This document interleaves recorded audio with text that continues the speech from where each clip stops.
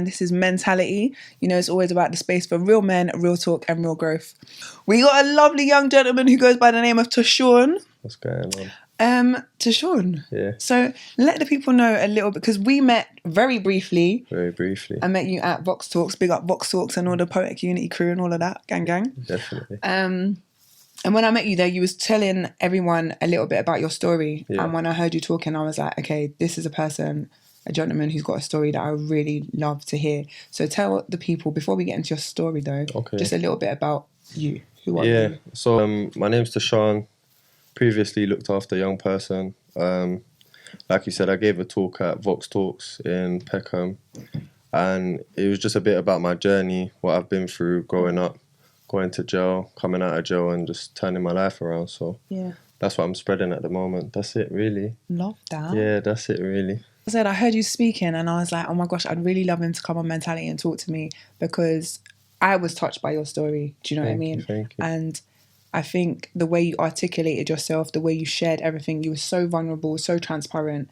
And I was just like, I would really love to come and have a conversation with you about, as you said, your journey. So take us back, if you could, to young Tashan's life. Okay.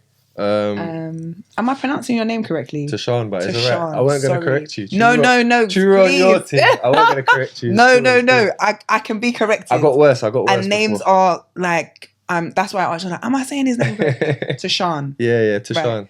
So Tashan, tell us about young Tashan then. Okay.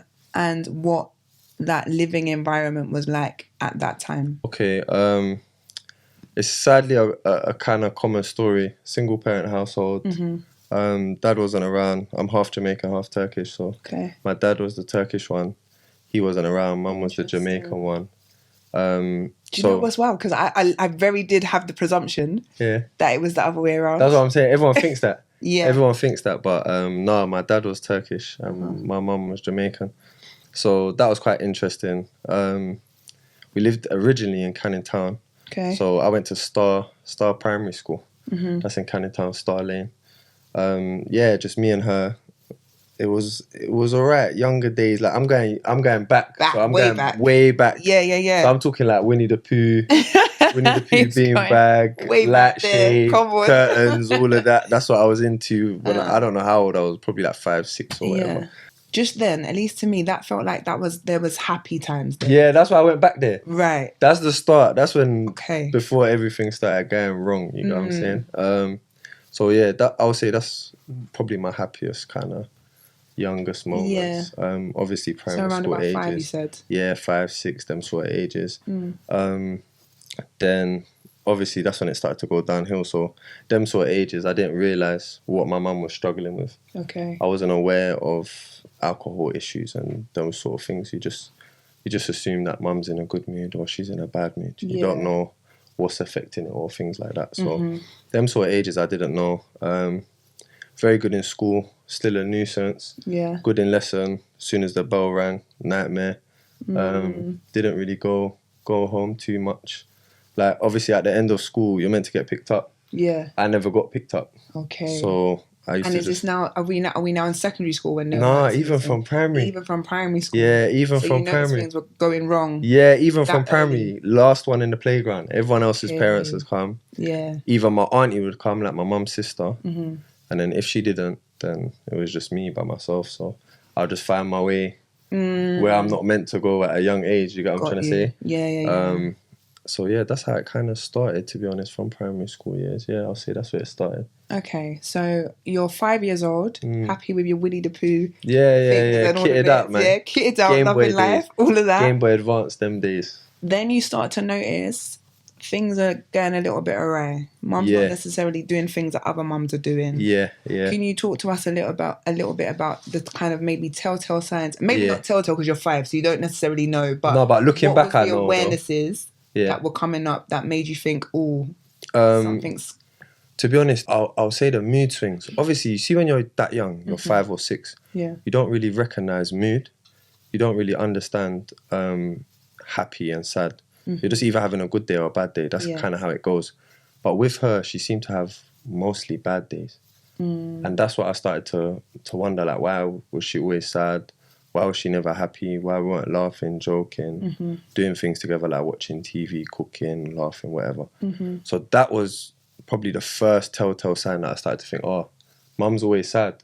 Okay. But even then, I didn't realize it as a problem. I just thought, when you're them ages, you just take people how they are, As innit? they Like, are. someone's nice or someone's not nice. That's Yeah. it. It's just that simple. Them sort of ages, you don't really realize people's moods and what could be affecting it. Yeah.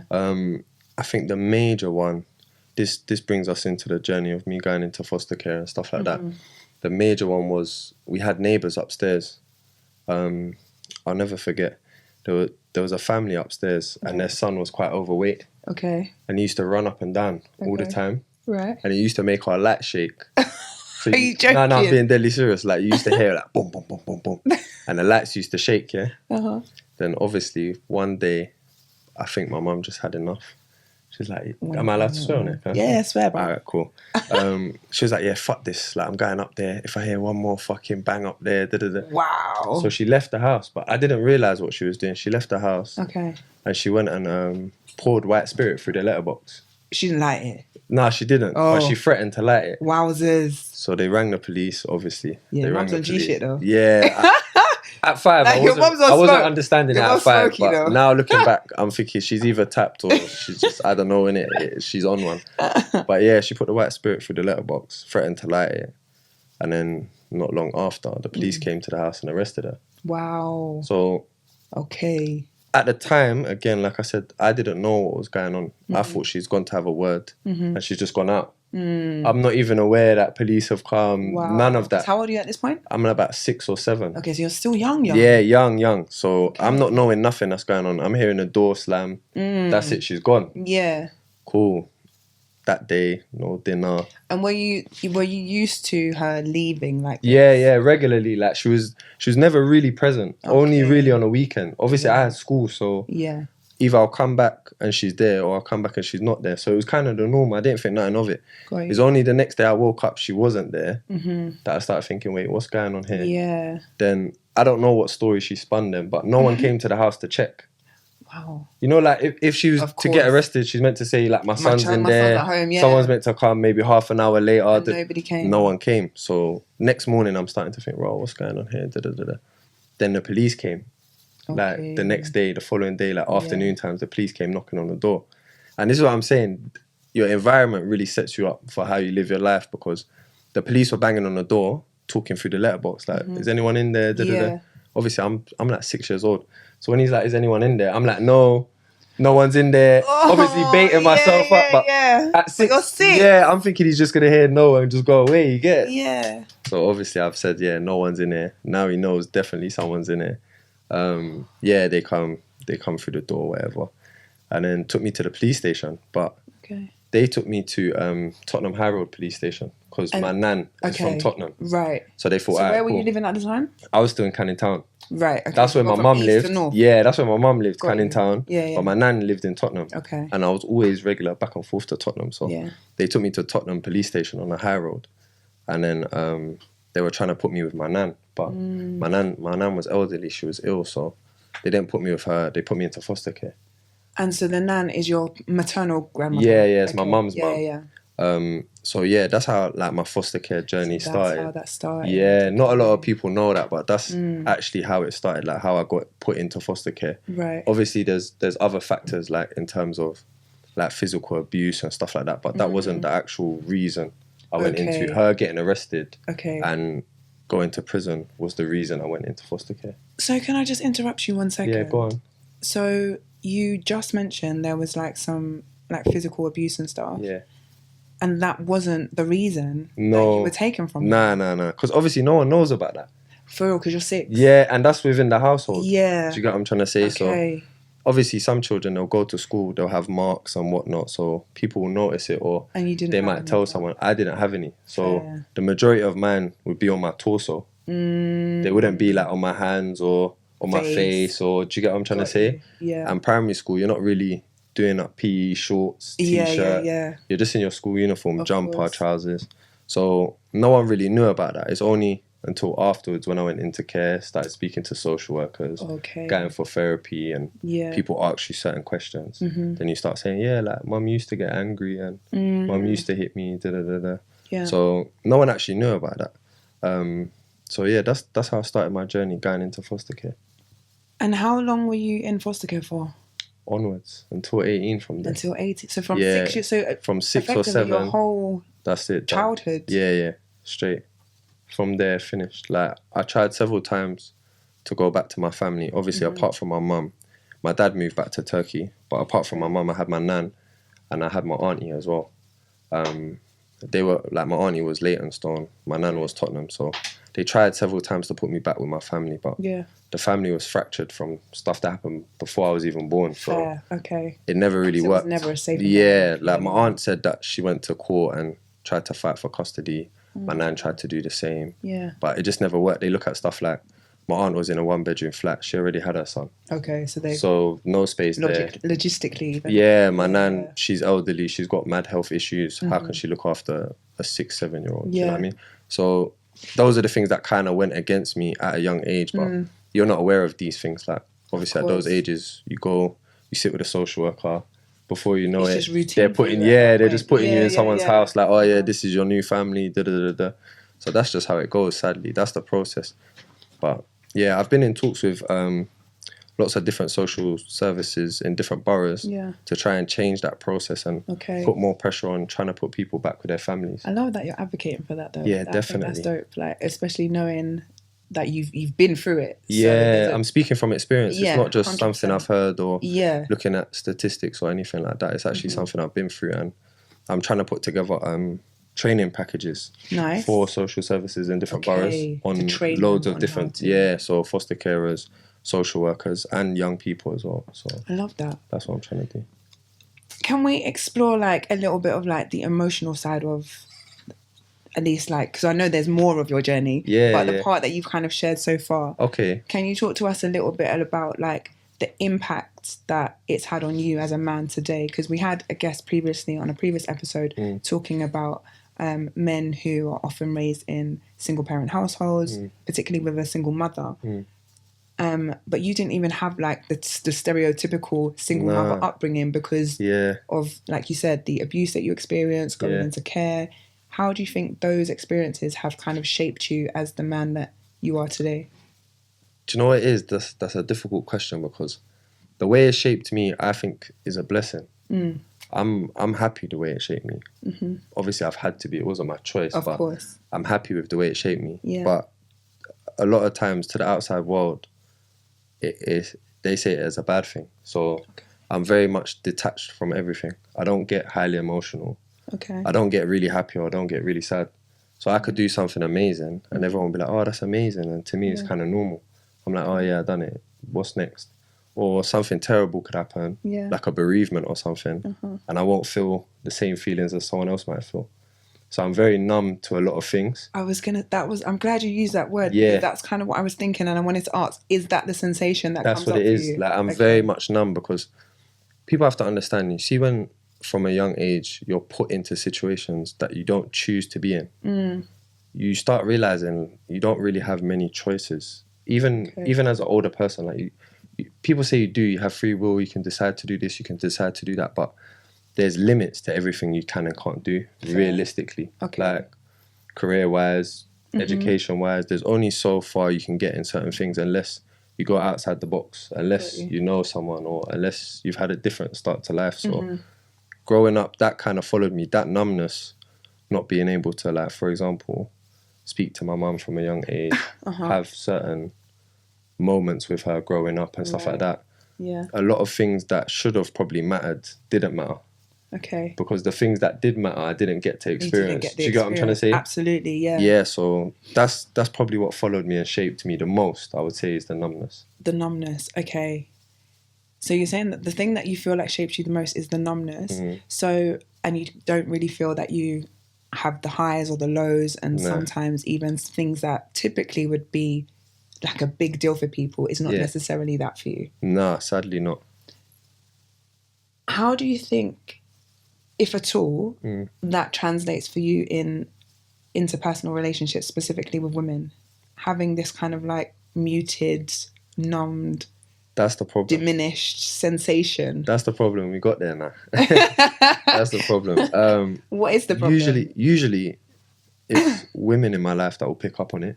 Okay. So the men in my life, a lot of them, like my friends, my family, my cousins, whatever, they're not going to notice those things because they're doing the same thing. Fair. Subconsciously, they're doing the same thing. So not really tapped. Everyone's tough. Everyone's strong. Okay. Nothing's bothering everyone. We're all getting on with it. As everyone being the same. We're all the same. So I could never go to my, like, unless, I don't know, for example, I had a bereavement or something. Maybe I could go to my brethren and cry about it. Like, I've seen my friends cry over bereavements. But apart from that, I've never seen any of my brethren cry.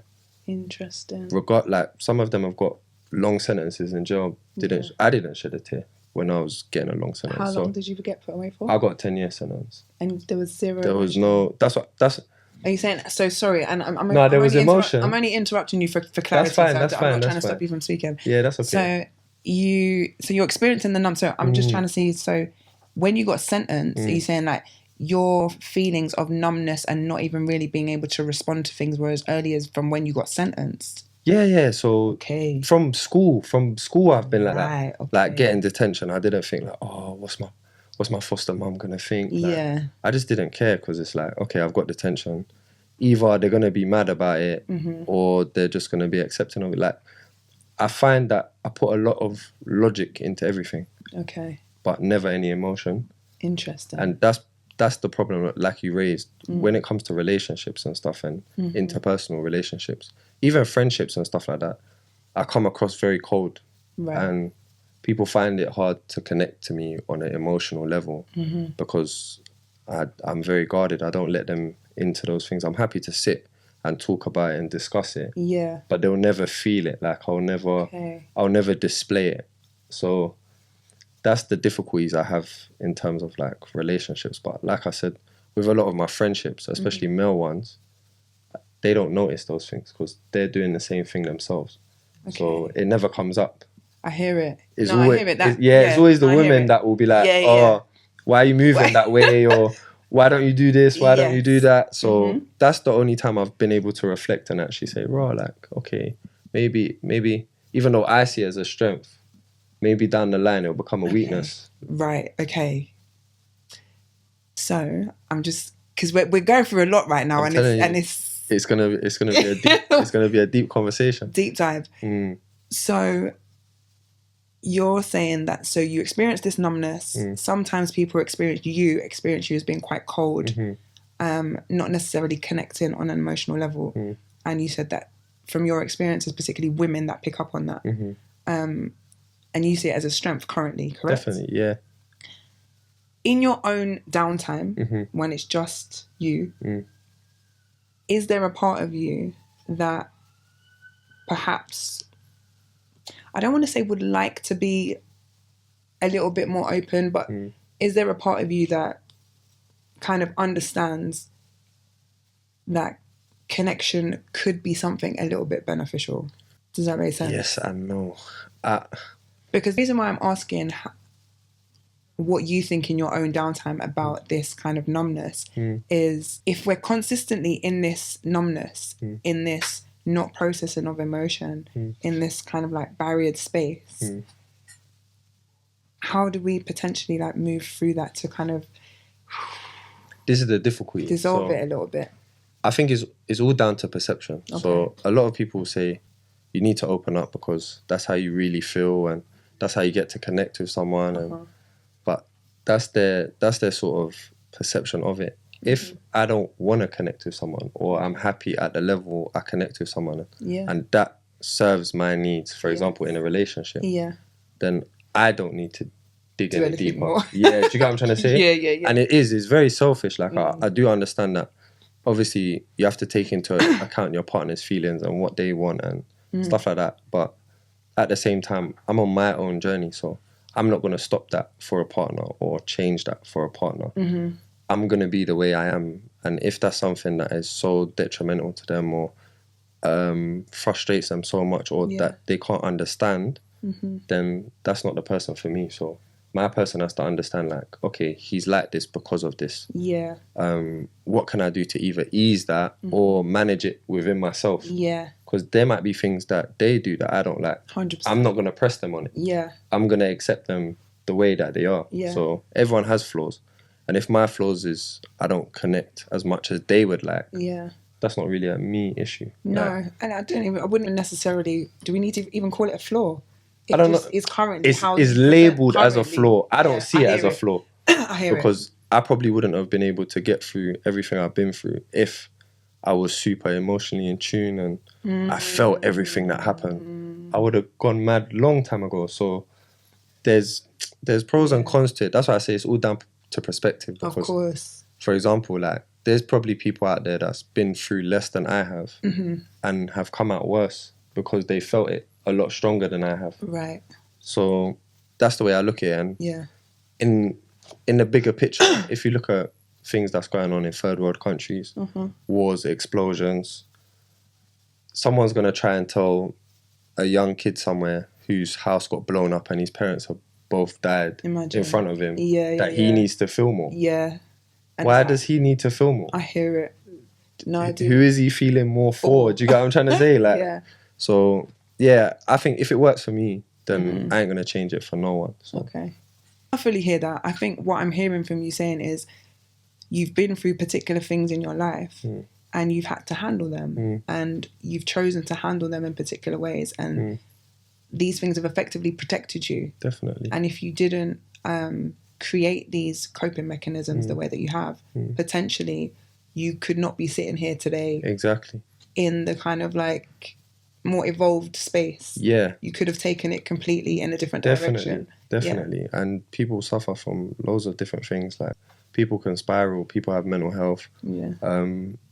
People do crazy things. Like look at the world we're living in. Like people do crazy things every day and there's always a route, and I think mismanagement can lead to such downfall amongst everyone. Like regardless of situations, race, it doesn't matter. Like mismanagement of emotions is key to a lot of the stuff that's going on in the world. Yeah. So my way of managing my emotions works, and that keeps me in check. So yeah, I hear that. I like the way I handle things.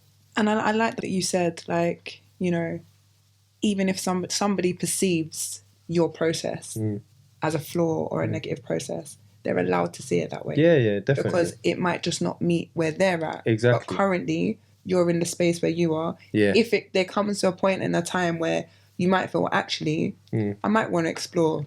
I'm trying. This a little bit more. I'm trying. Want to, but where I'm at, right, I love the fact that you're acknowledging exactly where you are. Yeah, 100%. And you're not allowing anybody to kind of force you through a process. No way. I'm trying though. I'll be honest. I am trying because obviously as I get older and I start thinking about having kids and stuff like that, I don't want to come across cold to them. Yeah. I don't want them to ever think that I'm cold or like daddy don't want to speak about that or I can't go to daddy about this. You definitely can. So I'm trying to kind of evolve and get more in touch with my emotions. Like I can verbalize them, but I still don't feel the feelings. Okay, yeah. Do you get what I'm trying to say? I can talk about them like, oh, I'm really angry, but I wouldn't come across angry. Yeah, so I need to be able to display it because especially kids, for example, they go off how you are rather than what you say. Yeah. So you might say to them, oh, I love that drawing you done. But if you say it in an angry way, they're going to see it as a bad thing. Yeah, of course. So it's not what you say, it's how you say it. So that's why I need to get in touch with my emotions more down the line. But currently I'm... I said down the line. It's not yet. It's let me paste the thing for a second. Down the line. Give you a minute. There's other things to accomplish first, but yeah. I love that. Okay, so you're not a dad yet then, clearly, by what you said. No, not yet. But what I did love about what you said is, again, it's the self-awareness and the acknowledgement of all of where you are, who you are right now. I'm loving this for you and I'm loving hearing this from you. Yeah. And you saying, when I'm a dad, I want to be the type of dad who can show emotion. Definitely. Who my children know that they can come and talk to daddy. Definitely. Talk to us a little bit more about the kind of dad that you would like to be for your child. That's a good question. I would like to say that I'll be a very accepting dad. Okay. Obviously, like, there's some things going on in the world right now. Like, things are changing. people are exposed to a lot more that they wasn't exposed to before. There's like identity things going on. Yeah. I've always said like, no, I'll be against that. But I think with everything I've been through, and like, for example, people that I know that have lost their children and friends that I know have lost their parents, I think in a way it's almost life's too short to be judging your child. Do you get what I'm trying to say? 100%. So I think I would just like to be accepting of everything, regardless of what they're doing. Yeah. I would never tell them what to do. I would like to guide them rather than try and Kind of dictate mold what. them. Yeah, because they're always going to go against Of it. course. Especially like, they're just going to go against it. It's very rare that you'll tell your kid to do something. They might listen to you while you're there and say, okay, yeah, I'm going to do it while you're there. But as soon as you're not there, they're going to go against it. Yeah, so 100%. It's best to know. It's best to know that my child will come to me with any sort of issues that they're having and be honest and open rather than thinking, oh, he's going to judge me or he's going to be strict about this. So I'd like to be, if I could sum it up in one word, I'd like to say I'll be an accepting father. On that role of you being a dad and you saying that you'd be an accepting dad, can you give us your definition of masculinity? Boy, that's a difficult one. I think, again, it's down to perception. Like, okay, how can I put it? I'd say there's two sides to masculinity. And we've kind of covered it in what we spoke about today.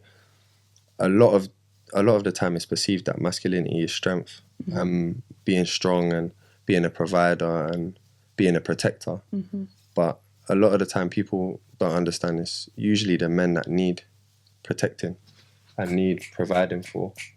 And I think that goes overlooked a lot of the time in a lot of scenarios. So work environment, relationship environment, just being out and about on the street. So as we discussed today, I think another side of masculinity is being able to be open and honest and expressing your fears, expressing your flaws, expressing the things that are wrong in your life. Do you get what I'm trying to say? Just like, being honest. Yeah, being able to really say, do you know what? Ownership. I'm really struggling with this, you know? I can't manage this. Yes. A lot of the time you don't hear people saying like, at all. I need help. Yeah. So I think masculinity, to be honest, if I had to sum it up, is just being honest within yourself and honest with other people.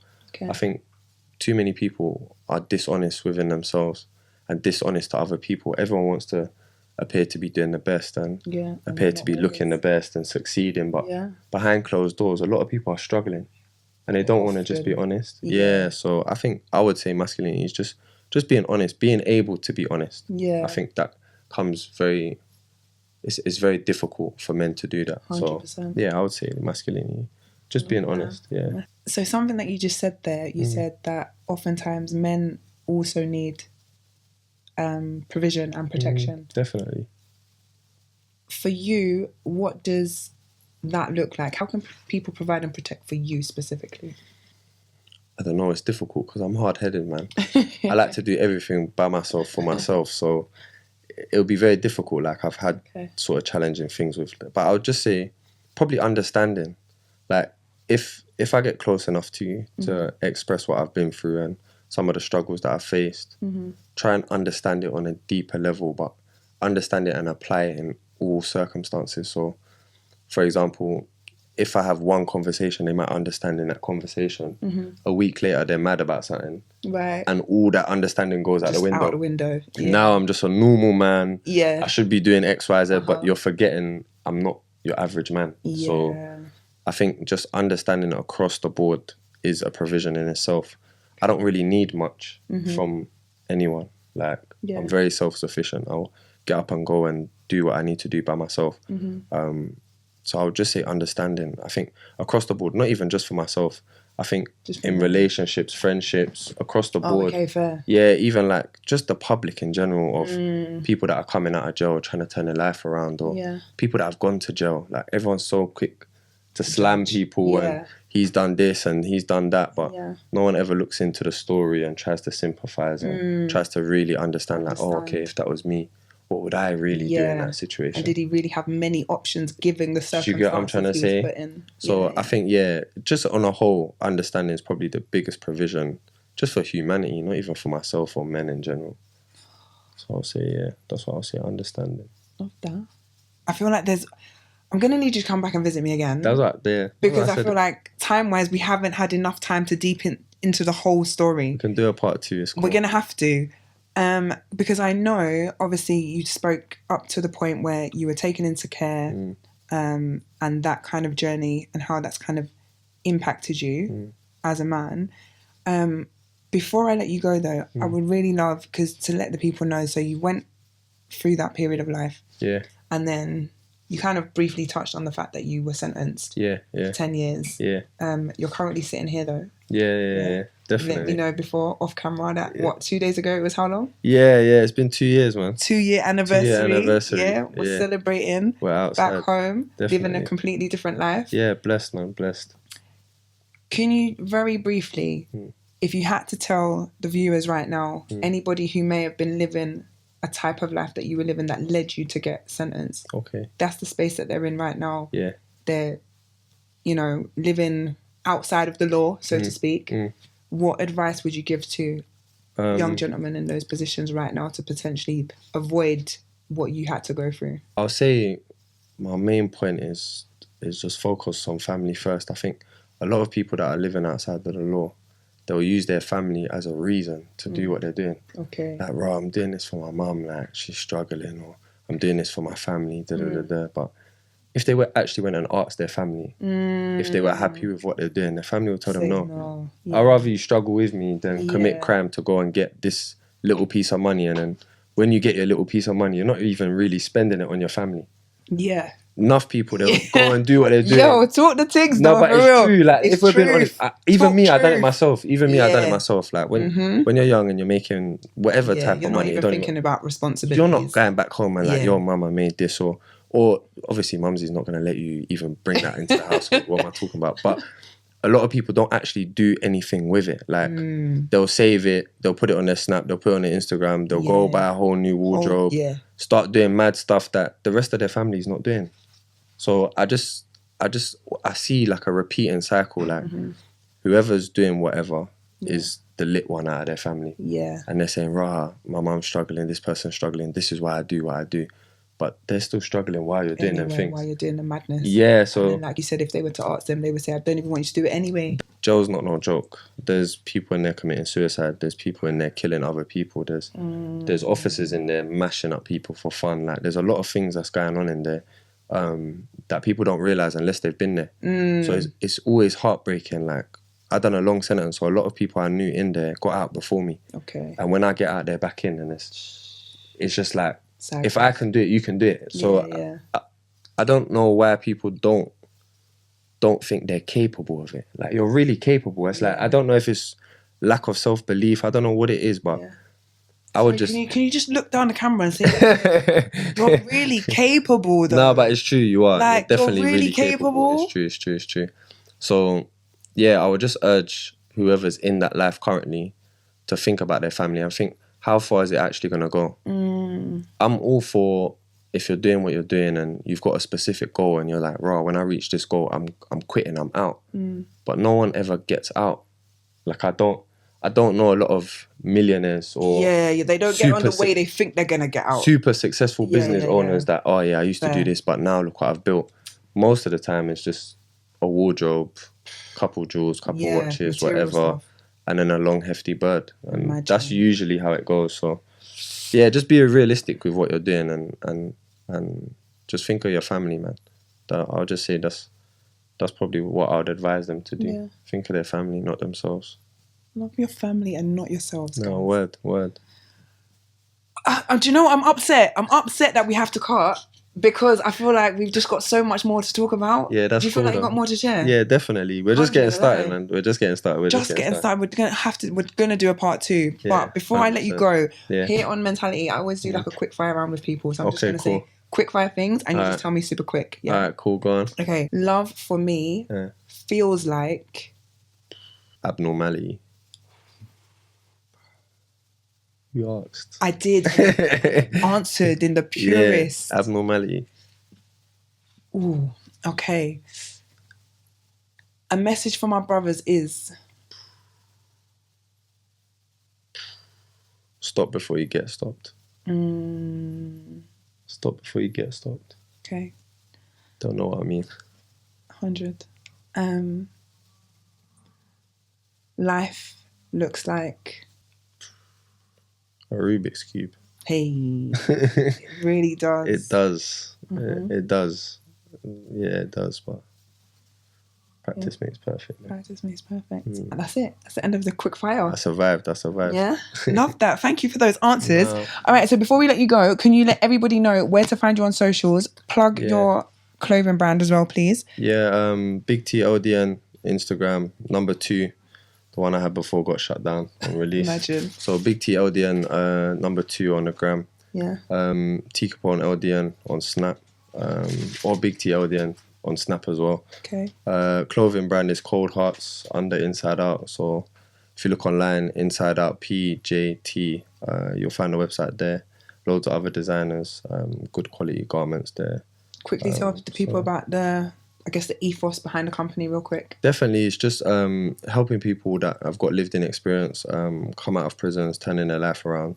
A few designers, we've all made our own clothing brand. We had a shop last year in Westfield, opposite Hugo Boss. Jeez. So yeah, it's doing well. Not no little man shop, you know. No. Come on. It was big butter, but we made it. Yeah, so it's doing really well. So yeah, when you get a chance, just look that up. Inside Out Project.